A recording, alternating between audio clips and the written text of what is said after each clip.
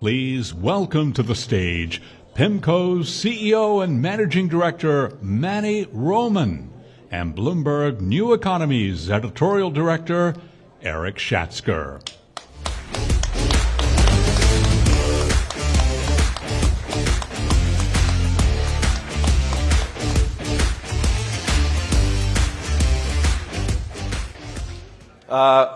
Just needed to wait till the walk-on music subsided there. Hi again, everybody. This is Manny Roman. Most of the places I find myself in with Manny, he needs no introduction. But given that this is largely an AI crowd, even though some of you come from banks and his firm might be one of your clients, I wanted to tell you a little bit about Manny. We are indeed fortunate for a number of reasons to have him here. He runs one of the most sophisticated and most successful asset management companies in the world, PIMCO, a giant in fixed income. He also happens to be just back from Hong Kong, and so he's fighting through his jet lag on our behalf. And lastly, Manny doesn't do a lot of these things, so we truly are fortunate to have you here, Manny. Thank you very much. Especially about this one. So when Anastasia asked me to come, my first answer is there's about 100 people at PIMCO 100 times more competent than me to talk about AI. And I always say, you have many CEOs who talk about ESG and AI in a very confident manner. And in my view, they always embarrass themselves because they barely understand the topic.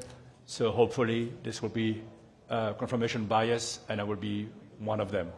So bear with me. We will eventually in this conversation talk about AI, but we'll start with something a little closer to your wheelhouse, which is a macro overview. And folks, I just wanted to say one other thing before Manny and I begin this conversation. Last year, at this very same event, the Evident AI Symposium, you people really impressed me with your questions. And so I'd like to carve out some room at the end of this session for some questions from the audience. So please keep them in mind. There is at least one runner with a microphone here. And what we'll do is I will point to you, the runner will come, and we'll wait until the microphone is in your hand before you start asking the question so that everybody has the benefit of hearing not just the answer, but the question. Manny, we have to start with Trump 2.0. The United States, and perhaps the rest of the world, is entering a new economic era with the second Trump administration, but below that top line is what we might describe as a confusing mix of policy promises and potential initiatives, more tariffs and protectionism in general, all manner of tax cuts, an immigration clampdown and maybe deportations, deregulation, and a unilateralist and perhaps isolationist foreign policy. How do you make economic sense of all that? All right. Let me just take a step back.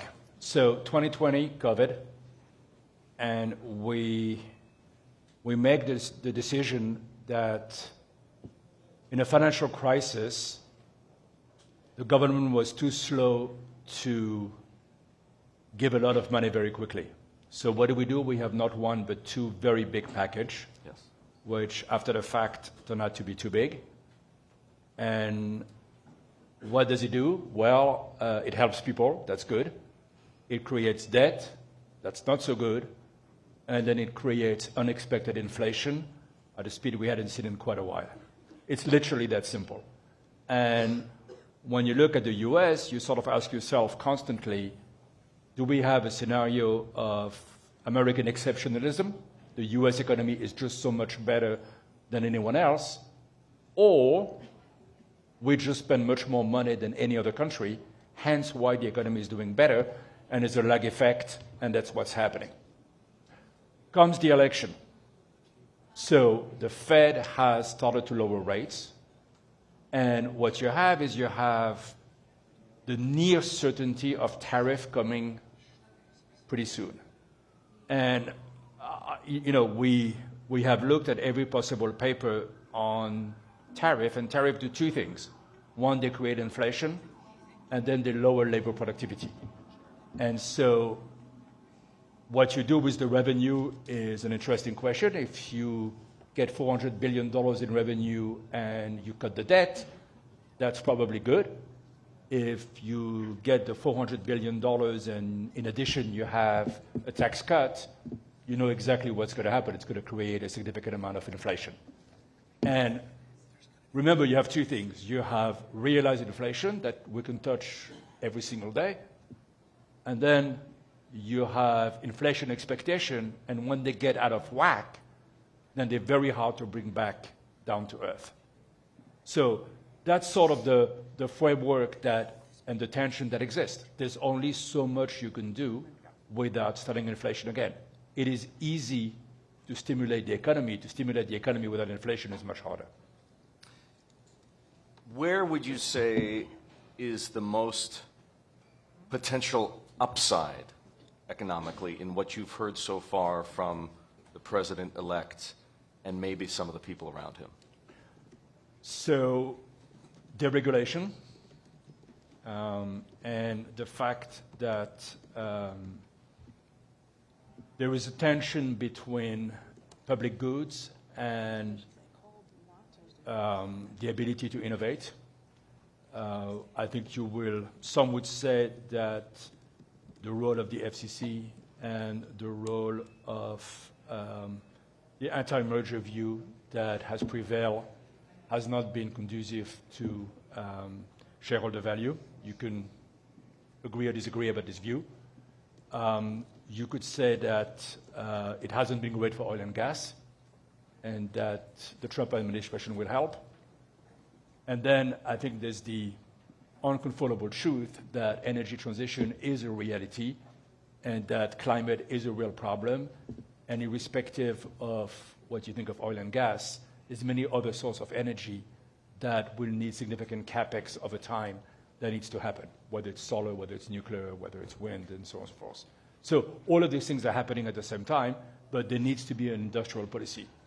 Building chips in America will take 10 years. It's a great idea, but the reality is to replace Taiwan is incredibly complicated, and you'll never get there in the short run. So there's that. I think the other constraint you have is you have a tight labor market.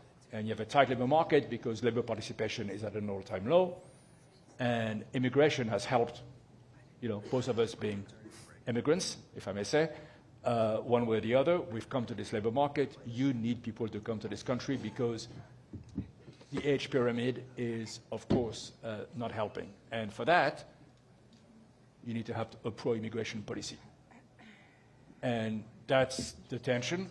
I think we have underappreciated the role of labor economics in understanding what's happening in the world. And the reality is you can make a perfectly valid argument that immigration is good for growth. People come and consume, and they pay taxes by consuming, and they actually fill part of the demand curve for labor. Labor economics having an underappreciated role. I echo that point you just made because it's clear to me, based on what you say here and knowing what I know about you from the past and opportunities we've had to speak in the past, that you believe in academic research. Very much You so. believe in economic theory. As a failed academic, yeah. One of the many things I failed at. This administration, incoming administration, seems to want to prove that the establishment is wrong, right? It's establishment versus heterodoxy. They want to prove that economic orthodoxy is wrong. Is that dangerous? Well, I think the market are here to correct any belief you have, right? So I'd say two things. There are basically three potential choices for Secretary of the Treasury. They all come from the establishment. And, I don't know who's going to get it, but the reality is they will do the right thing by the economy. The markets are very quick to react to policy changes. And I take this example of another emerging market, the UK, where I just couldn't resist, where you had the Liz Truss situation. And they try something, and the reaction to the market was so big. Savage, that they had to change their mind within 2 days. And she was promptly out as prime minister. And she was promptly out. But the market can react very, very quickly. And in this regard, I do think, and that's, that's the Stan Druckenmiller view of bond vigilante, that people will look at economic policy and judge it for what it is and believe it or not believe it. So the margin of maneuver that one has are actually smaller. I also think that, one of the cost efficiency or dodge or however you want to call it, that's great. It's much harder to do. So the majority in Congress, maybe a couple of seats for the Democrats, the margin you have to kind of make any significant cuts is much harder than we think it is. I asked you about where the potential upside is. I think you answered my question already, the one I was about to ask about where the potential downside is. The potential downside would seem to be inflation. Yes, the potential downside is you have a quick series of tariffs where the markets say that there's too much debt in the system and that all of a sudden you see the back end of the curve rising, and then you reset inflation expectation. The Fed looks at this and say, our job is to fight inflation. The Fed needs to do a 180 and raise rates. It's not the central scenario, but it is possible. Now, what I'm saying is understood, I think, hopefully by most members of the new administration, and as they set their policy, I think they clearly understand the binding constraints of what they have to face. Did we just lose Manny's mic? We did. Do we have a stick mic that I can give him? Talk again. Hello? I didn't. It's good? Fine. All right. So we might not have hardcore bond market watchers in the audience, but I'm sure that you pay passing attention to where the 10-year yield is. Since the Fed started cutting rates, we have seen the 10-year yield, let's just say, has not followed rate cuts. You're seeing a steepening. Yes, a steepening. Now, the Fed may not have lost control yet of the long end of the curve, but I don't think the Fed controlled the long end of the curve. I think the Fed has. I think that's one of the things that people sort of, the Fed controlled the first 18 months of the curve, and after that, the market. It's the market. It's the market. So if you're the incoming Treasury Secretary, and we'll get to whom that person might be in a moment, and you're looking at the 10-year yield today at, roughly speaking, 440, at what point does that person need to start worrying? Is there an inflection point where that individual, he's going to be a guy, where that guy should think to himself, wow, we're crossing a Rubicon here, the market is beginning to freak out, and we need to start being really careful? Well, I think the equation is reasonably simple, is how much tariff do I want to do? And I do think they're very serious about doing tariff. Tariff brings inflation, it brings revenue. What do I do with the revenue?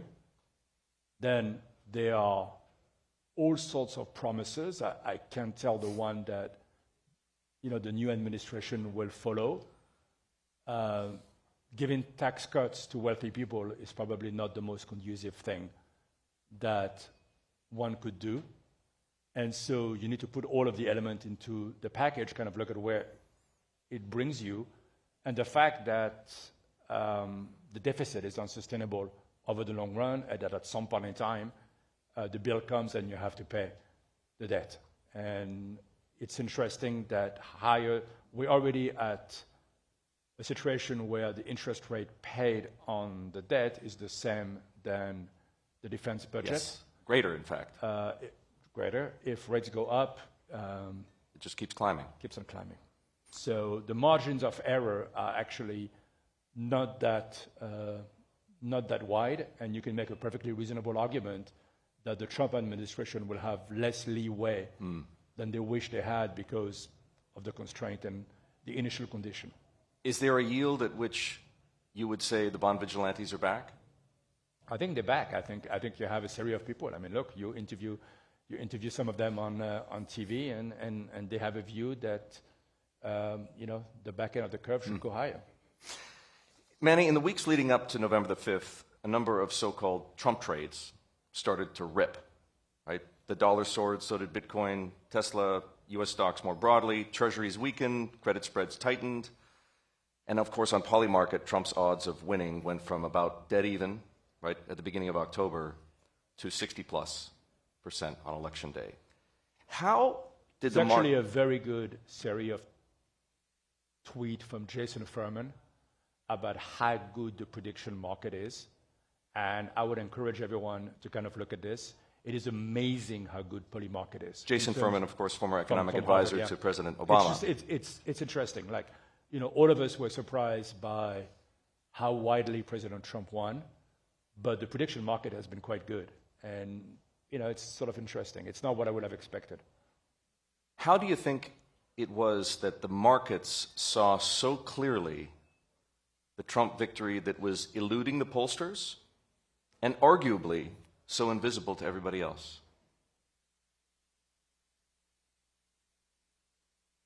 Anchoring biases of one way or the other. The fact that the way you build your sample, the way you conduct the experiment, the way you try to reach a decision has to be biased, because otherwise it doesn't make any sense. It's also possible that the way we sample voting intention is hopelessly flawed. I had a long discussion with my friend Niall Ferguson about the UK and Brexit, where we came to the conclusion that actually in sampling and voting intention, people will tell you what they thought you wanted to hear instead of the true intention of voting. But it's very hard, and clearly something is going very wrong. And I'm not exactly sure why, so I can only venture guesses. It's quite an interesting topic, and I have to say, it's a lot of humble pie for all of us in terms of the predictability of the win. You have brought up who might become Treasury Secretary, at least the question. A friend of mine has been saying, and only half jokingly, that the amount of angst around the appointment of this Treasury Secretary is reminiscent of a banana republic. His point being that only in a desperately debt-ridden emerging market country is the finance minister this important. How important is this Treasury pick? It's important, but you have actually pretty rational candidates. I mean, if you look at polymarket and you look at the three most likely candidate, number one, Kevin Walsh, definitely part of the establishment. Number two, Mark Rowan, definitely part of the establishment. Scott Bessent, slightly different, but also like all quite well versed in one side or the other of policy, and they're all reasonable. I mean, for the markets, they will all be reasonable choices. So you don't have a preference, or you do? I don't. I really don't. I really don't. I tend to think that policy matters more than human being, and that each and every single one of them within the constraint will have to put policy together which makes sense. And I think it's reasonable to judge them based on the policy and what they can manage to get done within the context. Which other cabinet appointments matter most to you and to PIMCO? Look, at the end of the day, I'll be quite honest, we don't make money on politics. And there's an enormous amount going on. I think the opportunity set is quite good. Providing that you have liquid capital markets, it's probably the most important thing. And there's a lot of uncertainty. Uncertainty, broadly speaking, is good for alpha.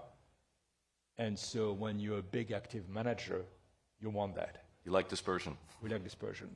But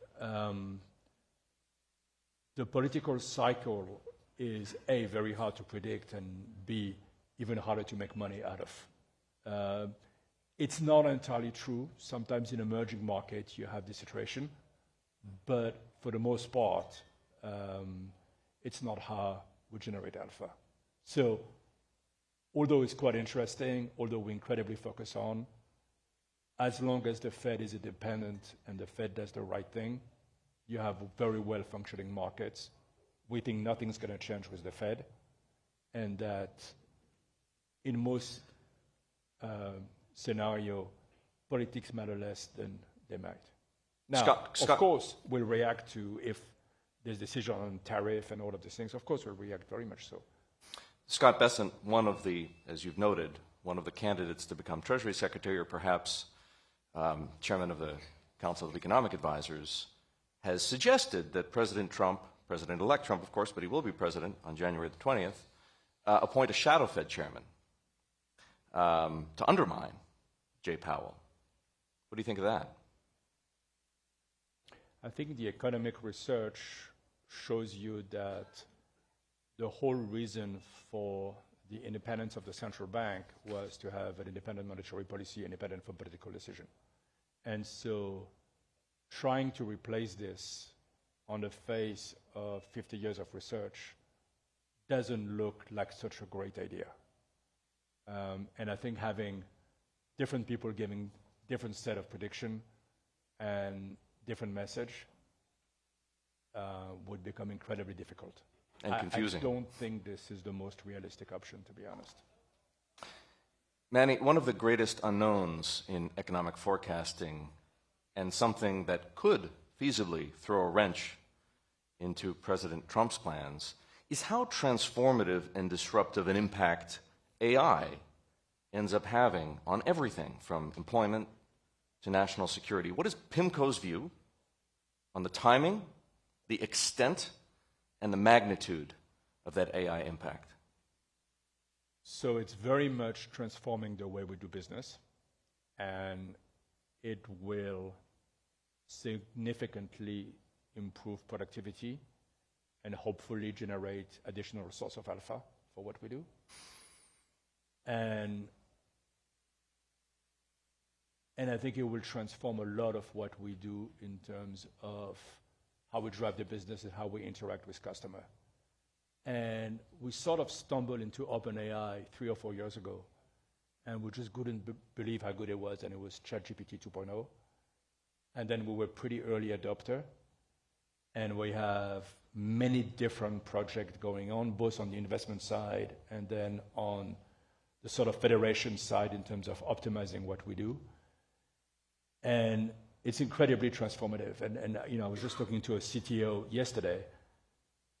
Between the beginning of the year and now, in terms of efficiency of coding, so how much faster our IT department write code, it has been significantly better in 9 months. And I don't know whether people have this experience in the audience, but the reality is it's really transforming the way we do things, and there's many more things we can do with the same number of people. That in itself should, everything else being equal, be good for the labor market and loosen up the labor market, and over time, significantly increase productivity. The problem with my argument is the Robert Gordon argument. And Robert Gordon wrote a very big book and basically said this time it's different.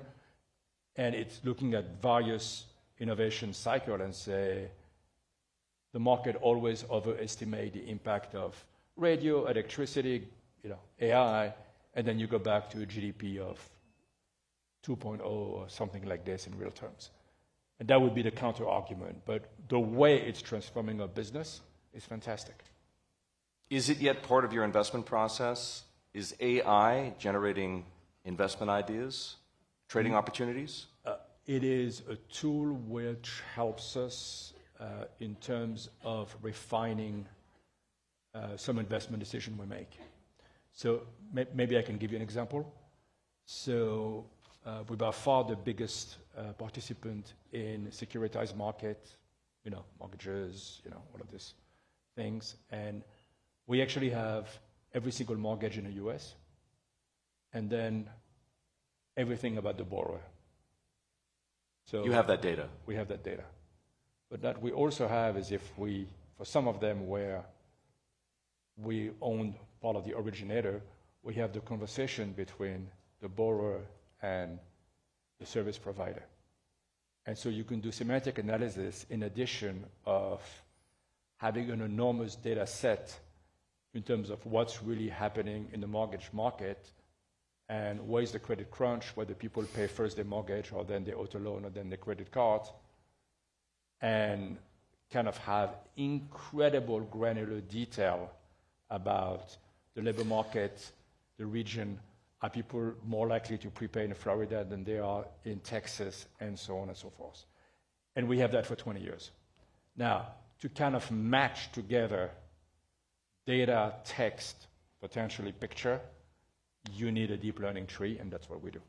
That's where AI plays a role. That's right. So that's one example of something we do, which hopefully will make us better in terms of buying the right pool of mortgages and understanding the risk behind it. It's basically crunching data. You know, if you wanted to be critical, you could say, listen, machine learning could get you a not so different result, and I would say yes, of course. But it is really exciting. And as all manager, data is key. So the more data we have, the more data that other people don't have, the more money we make. And the one thing which, you know, we have, for example, a very complicated sentiment analysis. Sentiment analysis is great. The problem is you need to orthogonalize the sentiment analysis to trend, right? Markets is super fast in terms of reacting to information. Any trend following is going to catch this. So having a sentiment analysis which reproduces trend is absolutely useless. So you need to basically decompose what you already have versus what something new brings and figure out whether it's adding anything or it's just noise, and so on and so forth. We use it in terms of credit research. You know, I think Erik is Canadian, so I'm going to pick on Canada. We have 10,000 issuers in the US. We have 70 people who work in credit research. They read prospectus. Reading prospectus is not that much fun.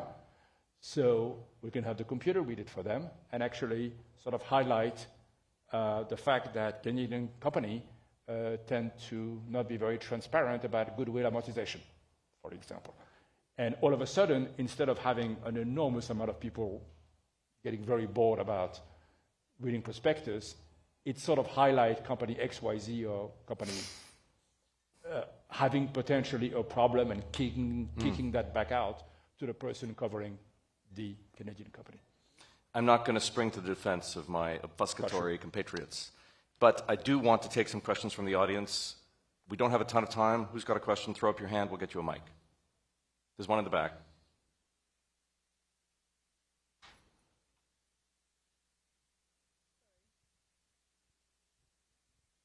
Hey, Manny. Hi. Of course. Your view on crypto next 20 years as an impact on or undermining fiat currencies. Like, how do you see crypto playing out in the next 10 to 20 years? I'll just reiterate the question so that everybody can hear. Manny's view on crypto over the next 20 years, does it have the potential to undermine the fiat currency regime? Well, you should invite Mike Novogratz here. You'll have a very different view from me. So we became partner together at Goldman, so we're friends. Look, I'm a Chicago guy. I don't understand crypto. And I'm sorry to hurt everyone in this audience who believe in crypto. I totally missed it. I totally missed it because it's not backed by anything. So I may as well think of crypto as stamps or as wine or as art, and that's fine. That's an asset class. But the idea of a pseudocurrency not backed by asset is beyond my understanding. Can I tell you a funny story? So I asked Gene Fama, who's the pope of efficient market, what makes him more pissed off? GameStop or crypto? And he said crypto because GameStop, it's a small penny stock. You have 2 shares of class. It makes no sense. Fine. It's a small anomaly in the large scale of things. Crypto, none of us really understand. And so, yes, in a world where you don't believe in any currency, can I see a world where, to some extent, it will replace gold? Absolutely. I can see that, and maybe that's the solution. But it's not the only one. And as a wine lover, I would say from an asset allocation, I may just like wine better, because at least if it goes south, I could drink it. I'd love to squeeze maybe 2 more questions in before we have to wrap up. I see a raised hand at the back there. Hey, testing. Sorry to have a similar question, but putting aside cryptocurrencies, what do you think of tokenization of financial assets, where there is a real-world asset, and you have a token or a representation on the blockchain that can be traded? What is your view on that? So the tokenization is going to totally change how we settle trade and how it goes to the chain, and how, let's say we trade with Morgan Stanley, and then it goes to middle office, and then it goes to a back office, and so on. That part is absolutely great. So we waste an enormous amount of time and money on an antiquated settlement system, the way we confirm loans, the way we, there's all this kind of, things that we do historically in the financial markets. I think tokenization will totally transform that. That's the part I understand, and that, without a doubt, I think you have many startups doing this, and the interesting opportunity, and will be big user of it. And so it will change the relationship between big asset manager and custodian. And no one talks about it because, talking about custodian is not that sexy. It doesn't draw conferences and so on, but it's a huge deal for us. And for people like us who trade a lot of different securities in more arcane side of the market, it really, really matters. And being more efficient gets us to be more competitive on price, lower price for customer, all good. Manny meant no offense to any of the custodian banks represented here. And one more question, and let's take it from that side of the room, because we've been focusing on this side of the room. Considering all the geopolitical changes, natural catastrophes, and obviously the new trifecta inside DC, what dislocations in the markets do you see right now, at least in the short term, before the new administration comes in? So banks need to create capital. So regional banks, the big opportunity for us is to buy cheap assets from banks. And the US has 5,000 banks. I think you can name maybe 50. And then there's 4,950 that you never heard of. And these banks have to face a commercial real estate cycle where there's $300 to $500 billion of losses coming, which tells you 2 things. One, people who are in real estate will need to borrow money and refinance the real estate purchase. And then banks will face losses, will need to do 1 or 2 things, either raise equity or sell assets. And so if I can get cheap portfolio of assets from bank and be able to essentially replace the banking system in one way or the other by buying asset, that's exactly what we're trying to do. That's a micro dislocation trade, which doesn't have anything to do with politics or anything like this. It's just a normal cycle. And we saw that, I'm old enough to remember, we saw that in 1991 with the S&L crisis.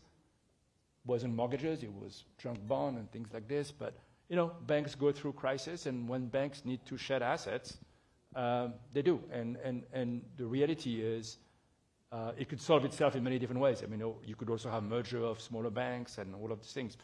We're not talking about the big banks. JP Morgan is in great shape. They don't need us. But smaller banks do need us, and they sell all sorts of things. And it could be very liquid asset, it could be real estate, it could be first lien, it could be. So that's the opportunity for us, and I'm incredibly focused on this. Ladies and gentlemen, please join me in thanking Manny you. Roman.